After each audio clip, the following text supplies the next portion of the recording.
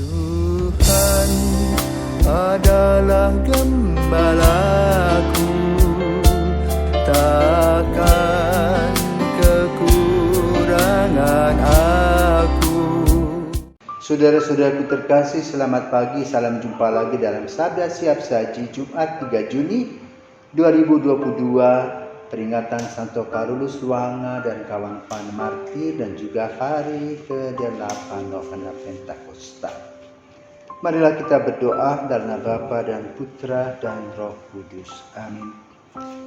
Allah Tuhan panenan, Engkau sudah membuat darah para saksi iman menjadi benih yang menumbuhkan umat baru.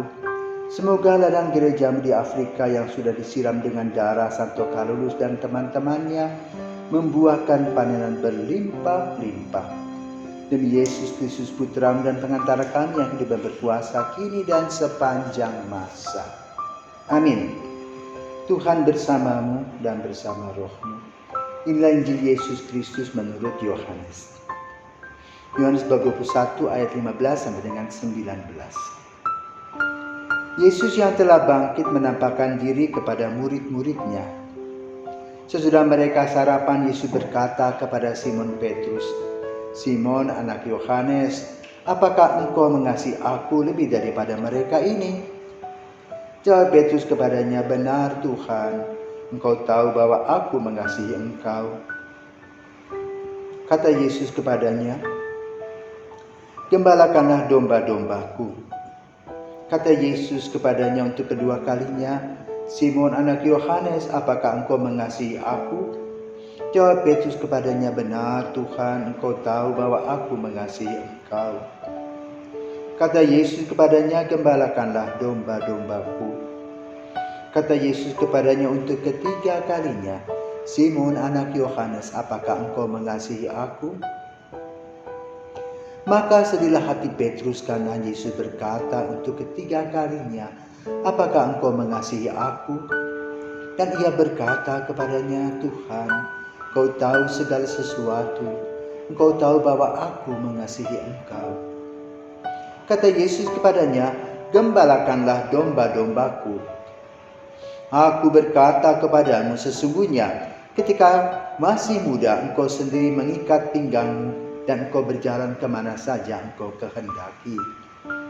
Tetapi jika engkau sudah menjadi tua, engkau akan mengulurkan tanganmu dan orang lain akan mengikat engkau dan membawa engkau ke tempat yang tidak kau kehendaki."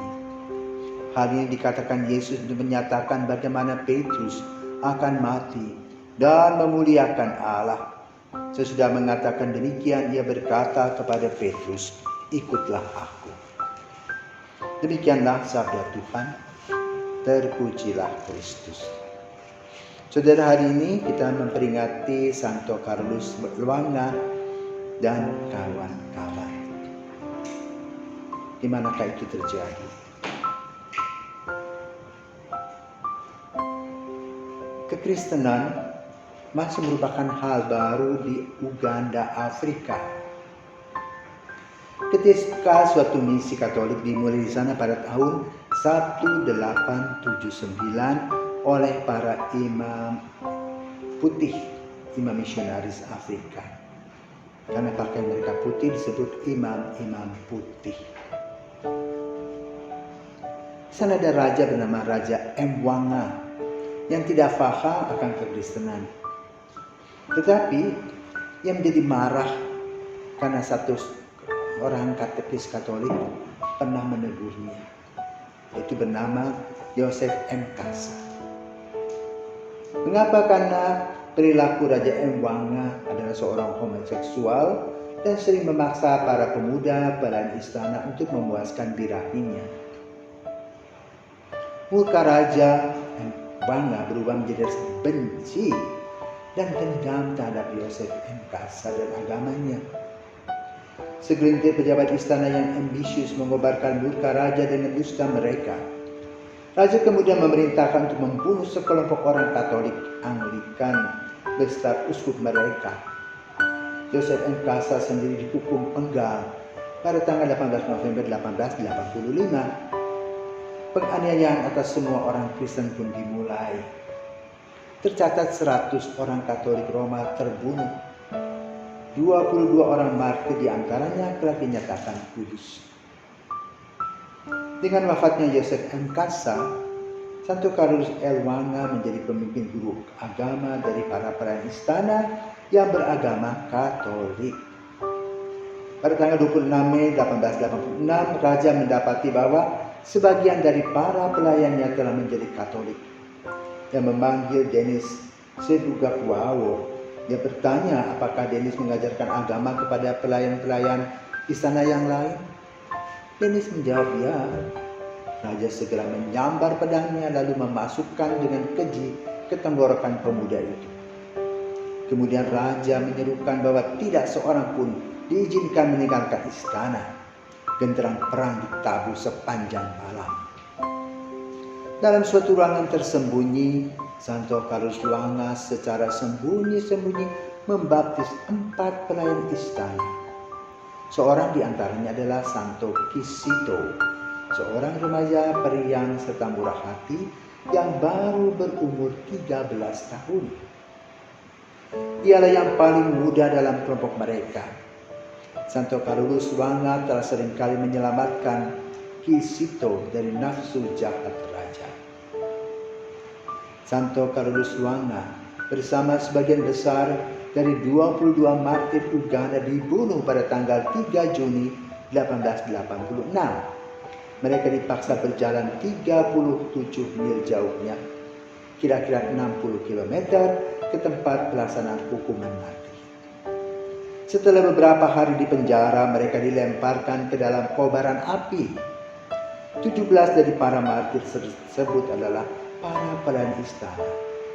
Salah seorang yang wafat di hari naas tersebut adalah Santo Embaga Tuzinde. Ayahnya sendiri yang bertugas sebagai algojo pada hari itu, ia dipukuli dahulu sampai mati lalu tubuhnya dibakar bersama dengan Santo Carolus Elwanga dan lainnya. Para martir itu dibeatifikasi oleh Paus Benediktus ke-15 pada tanggal 6 Juni 1920 dan dikanonisasi oleh Paus Paulus ke-6 pada 18 Oktober 1964. Maka kata-kata Yesus dan pertanyaan Yesus kepada Petrus, apakah engkau mengasihi aku? Telah terbukti dalam diri Santo Carolus Elwanga bersama dengan teman-teman yang menjadi gembala-gembala kecil, tetapi gembala-gembala yang berbobot, gembala-gembala yang taat dan setia kepada Yesus, gembala-gembala yang berani berkata dan menegur raja, gembala-gembala yang berani menantang kesalahpahaman, kebijakan moral, dan akibatnya adalah dipenggal. Itulah bukti cinta kepada Kristus. Sebagaimana Yesus berkata, ketika engkau muda engkau bisa pergi kemana saja. Namun ketika engkau tua engkau akan diikat. Dan orang akan membawa engkau ke tempat yang tidak kau kehendaki. Yaitu apa? Menjadi martir. Maka Yesus berkata kepada kita, ikutlah aku. Ikutlah contoh para orang kudus, antara lain Santo Carolus Elwanga. Semoga darah yang telah tertumpah di Uganda terus memberikan pupuk indah, pupuk yang menyuburkan panggilan dan iman dalam kesetiaan dan kasih. Selamat pagi, Tuhan memberkati. Santo Carolus dan kawan-kawan, doakan langkah.